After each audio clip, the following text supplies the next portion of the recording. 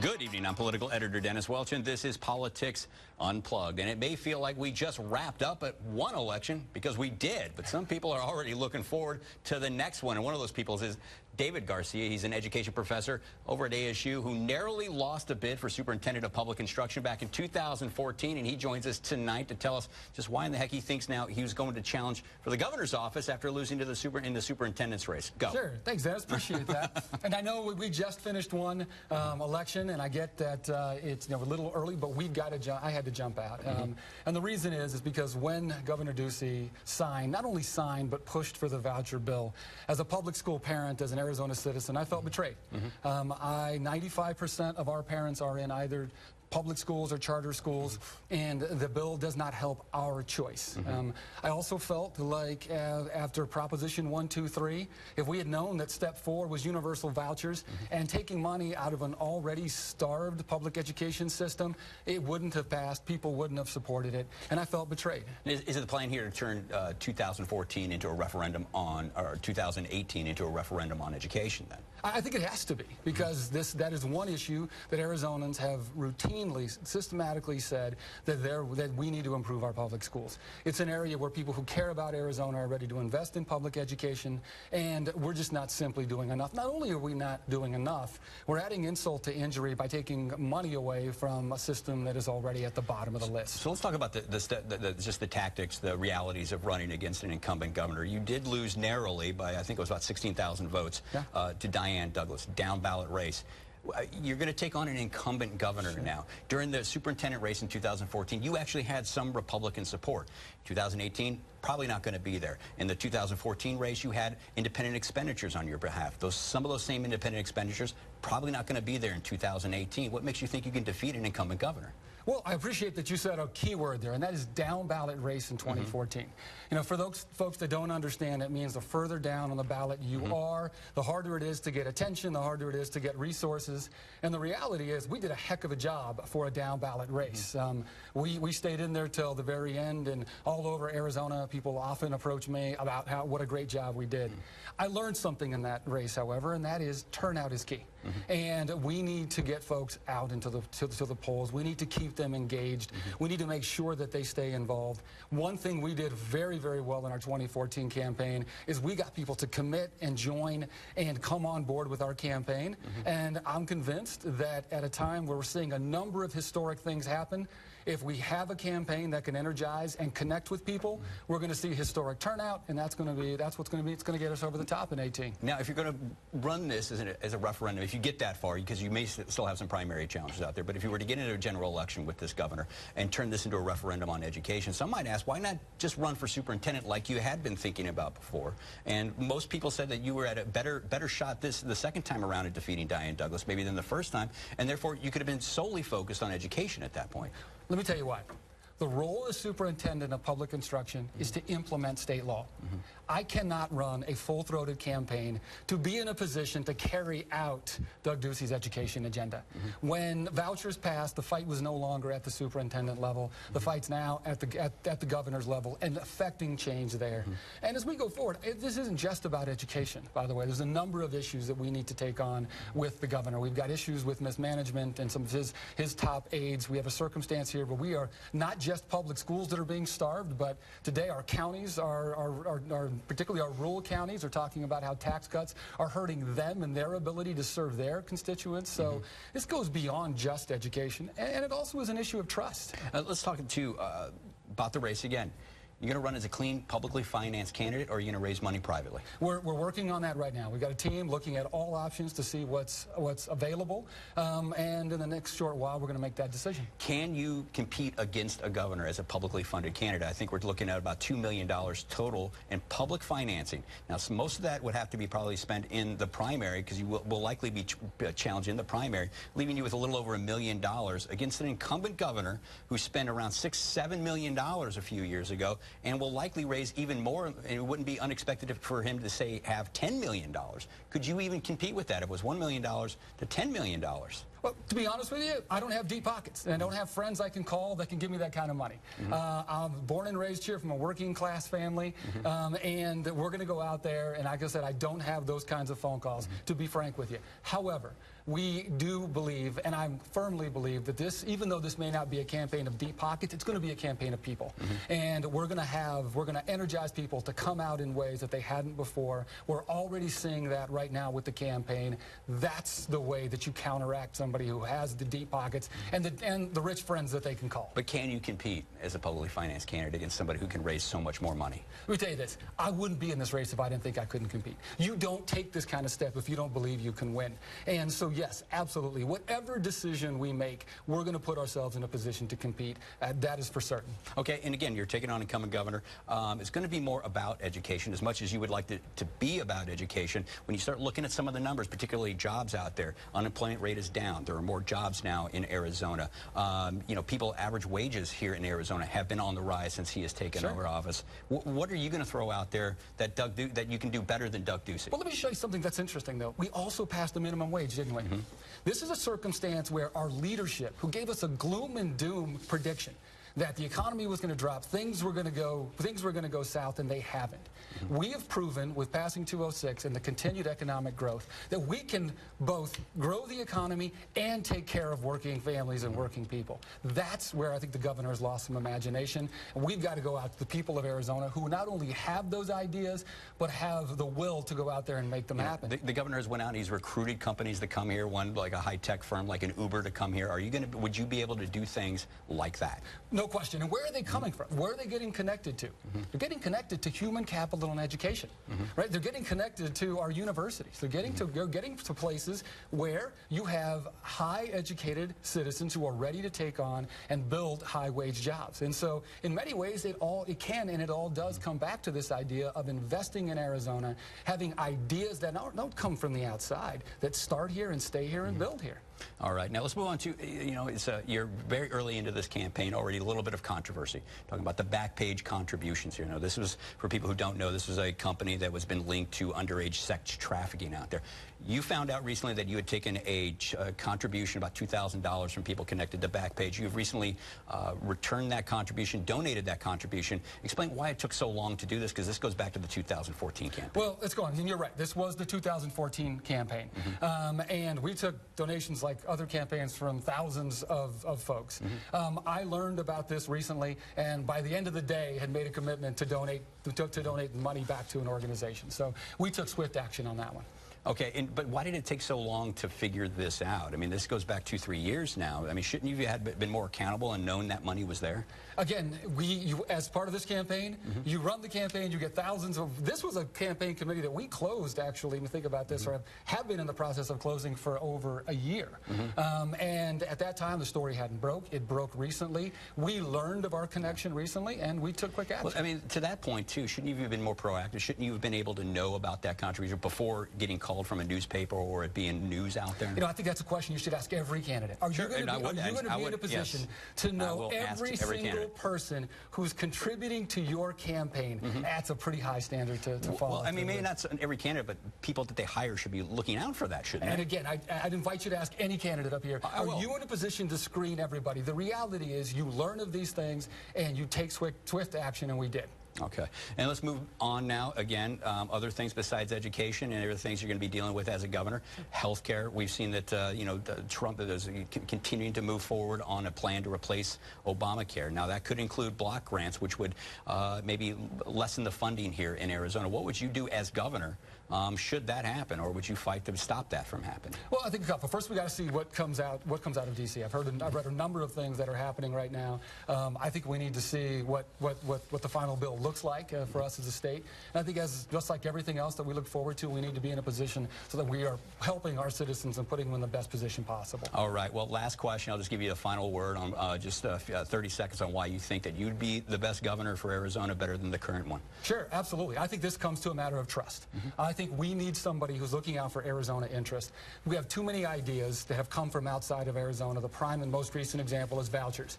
I didn't hear Arizona parents asking about that. I didn't hear Arizona Arizona parents congratulating the governor. I did see that a high-profile tweet came from Betsy DeVos, however, and what we need is somebody who's going to look out for Arizona's best interest, for the interest of our students and our families going forward. All right. Thank you very much for stopping on the show. I look forward to talking to you again as this campaign keeps going on and on. So thanks a lot. But we do have lots more here to talk about on Politics Unplugged coming up next. The Navajo generating plant in northern Arizona provides more than electricity. It provides jobs and tax revenue for critical services. Just ahead, what its planned closure could power down Navajo County's economy. I'd like to say next week, but it will be, I believe we will get it. And whether it's next week or shortly thereafter. And Republicans say they are not done yet. Coming up, reports of a repeal and repeat here on Politics Unplugged. Surprise! Surprise! I can't believe you! Oh my God, thank you! Thank you so much. I've never gotten anything given to me in my life. The Arizona's Family Surprise Squad is powered by Valley Toyota dealers and only on 3TV. Spring is in the air, here at American Furniture Warehouse. It's spring clearance here at American Furniture Warehouse, and we need to make room for new merchandise arriving daily.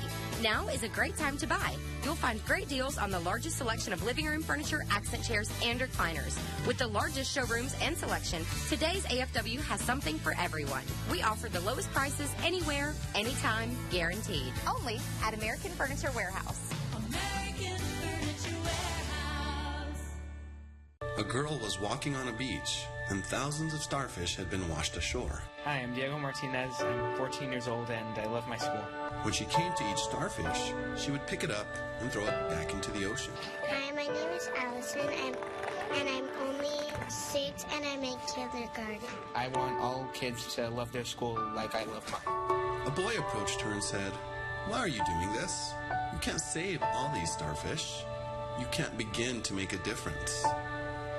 But she bent down, picked up another starfish, and hurled it as far as she could into the ocean.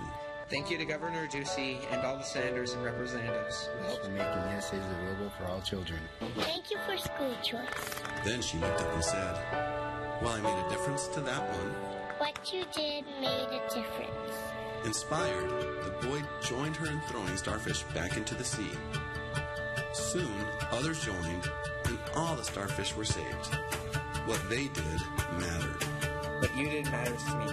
It matters to me. What you did really matters to me.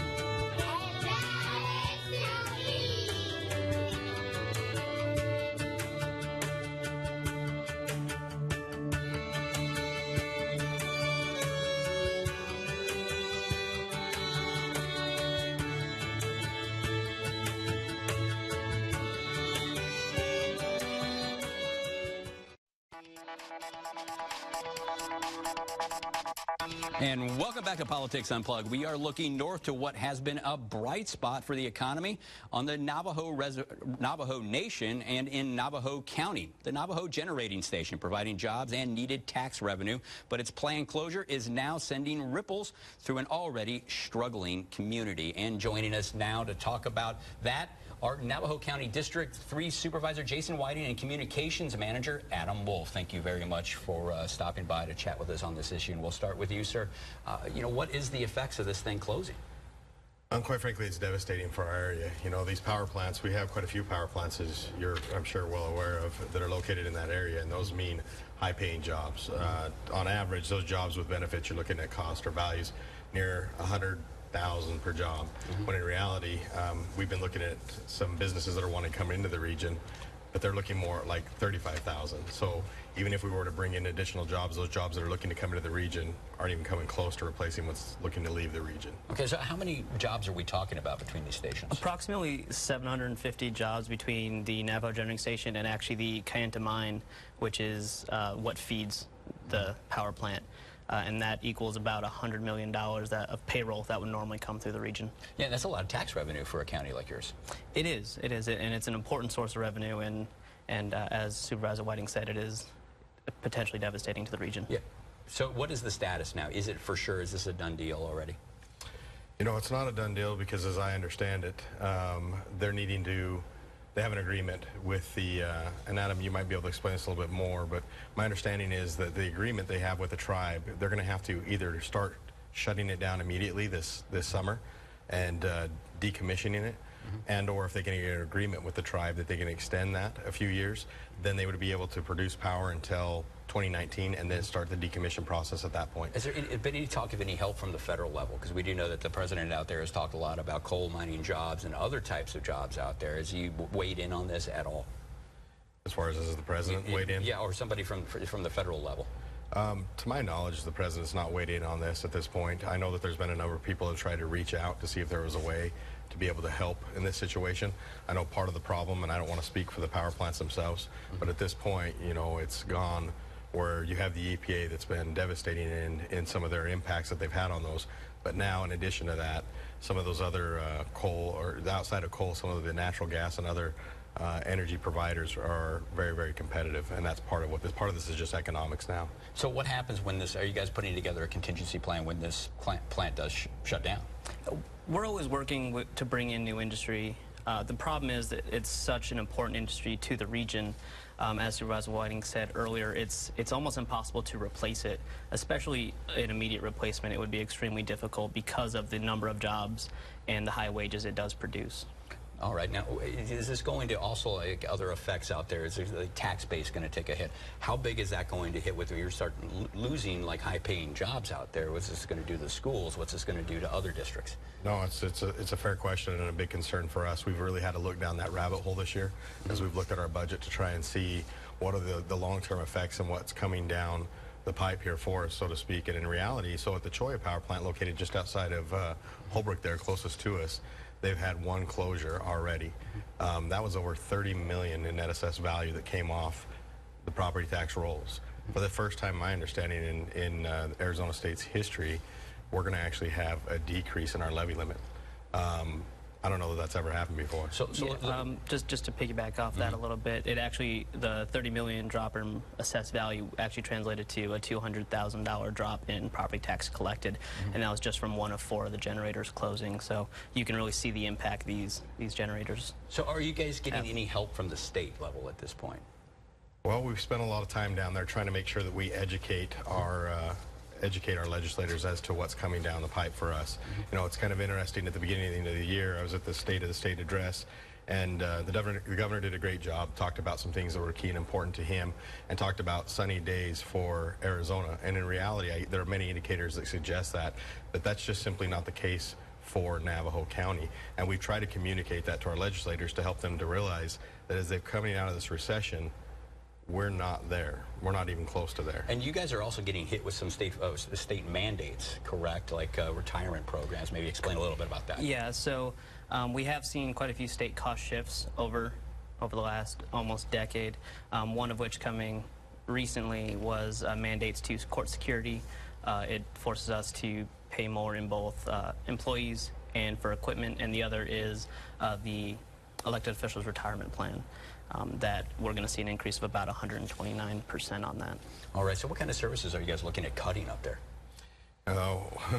We hate to cut services, and there are definitely state mandated services that we can't cut, but how we provide those services is going to look a little bit differently. For example, here recently in one of our board meetings, we had to make a decision, a tough decision, to with our juvenile detention department.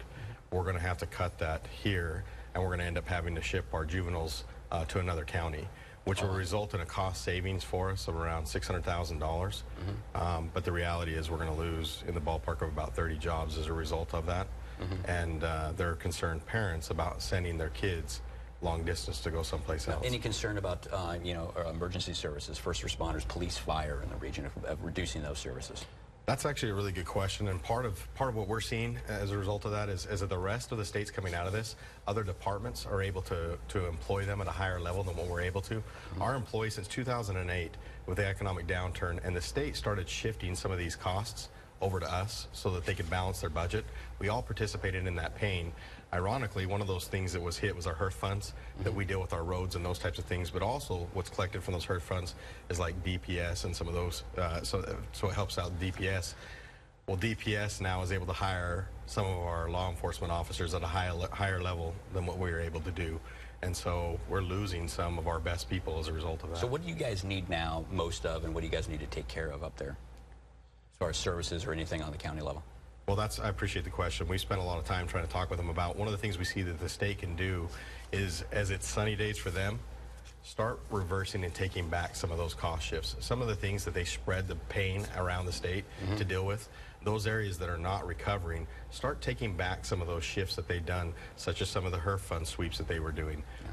Do you think the rural counties, last question, do you think the rural counties have been ignored by the federal level and now on the state level? I think that they've been unaware and unsure of how to help. You know, I think would be the fair statement to make, and that's where we've spent a significant amount of time trying to educate them over the last 2 years of what's going on and what some of our asks are. All right. Well, thanks a lot for both of you for joining us. We're going to have to take another quick break, but we got lots more here to talk about on Politics Unplugged. State lawmakers are still working on a budget just ahead. We'll talk it out on Politics Unplugged. I got in a car accident. I immediately called Learn and Enroll. They got me about 4 times more than what the insurance company actually offered me.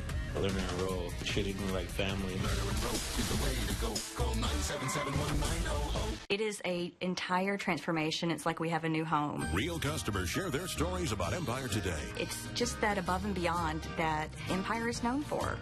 And during Empire's 50-50-50 sale, get 50% off carpet and flooring, 50% off padding and materials, and 50% off installation.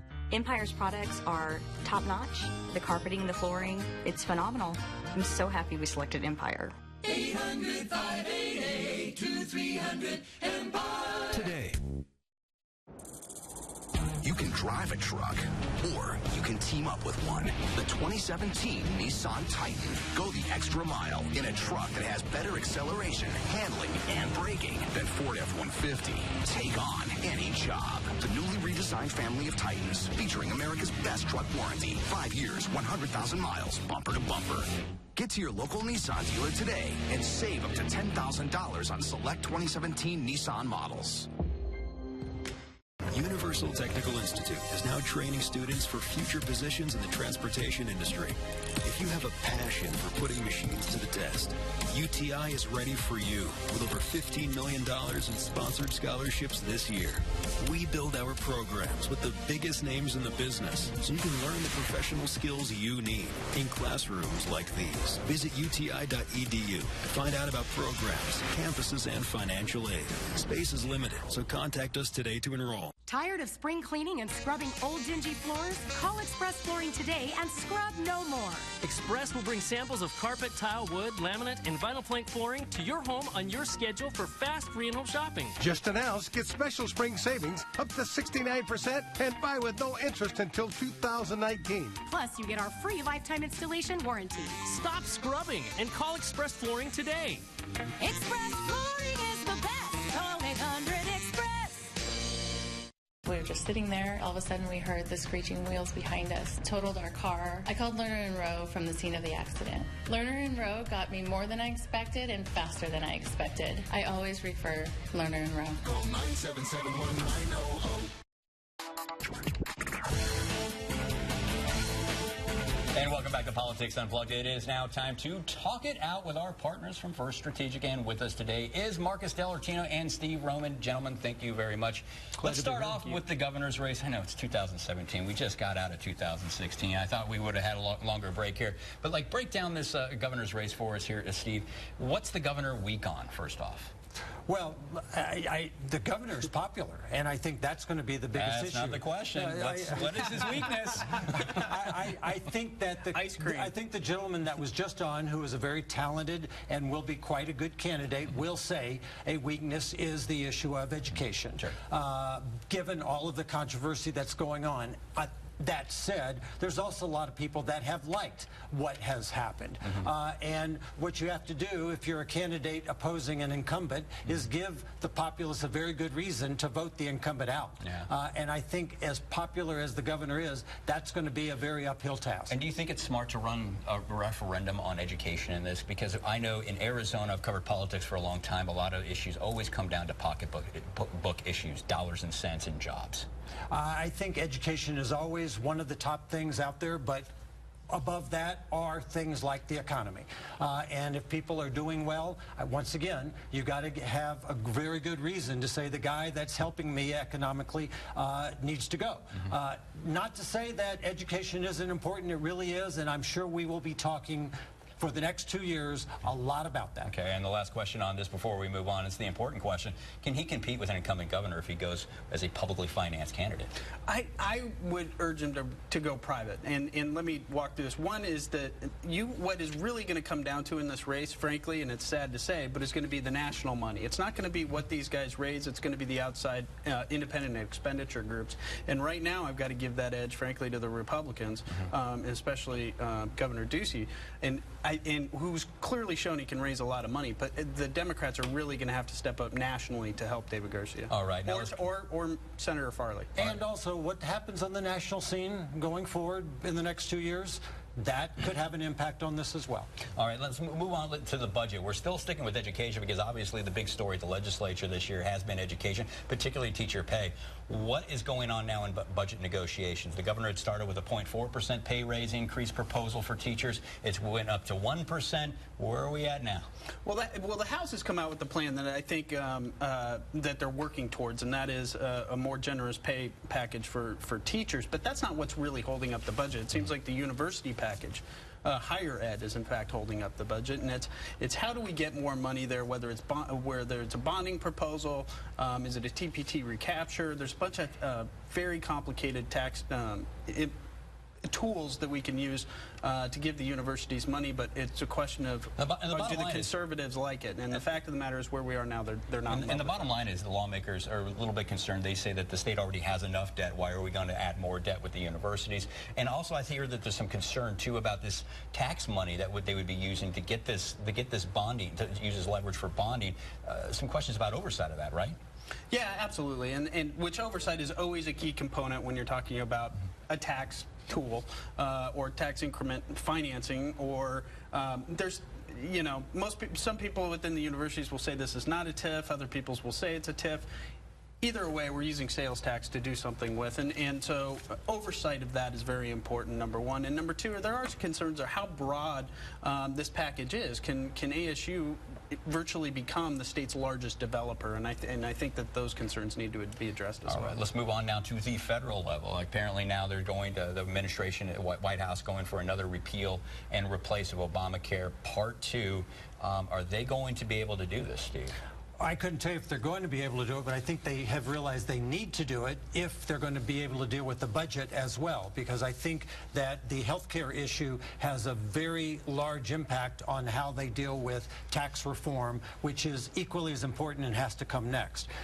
It looks like they have taken something that everybody assumed a month ago was done with for a while, and they've made it recover. And frankly, I hope that is the case. And I think they recognize, very importantly, that they've got to make this happen, because tax reform, which they have to do as well, sometime this year more than likely, has got to happen. It doesn't happen easily, especially if you don't have the health care issue taken care of. And Marcus, is this a smart play by the White House? Whether it's smart or not, it has to happen. They have to do it. You know, he certainly wants the victory. We know that, and I would argue that the repeal and tax reform are linked. Actually, if you remember how Obamacare is funded. All right. Well, that is all the time we have for Politics Unplugged this week. But be sure to join us next week for more Politics Unplugged. Good night.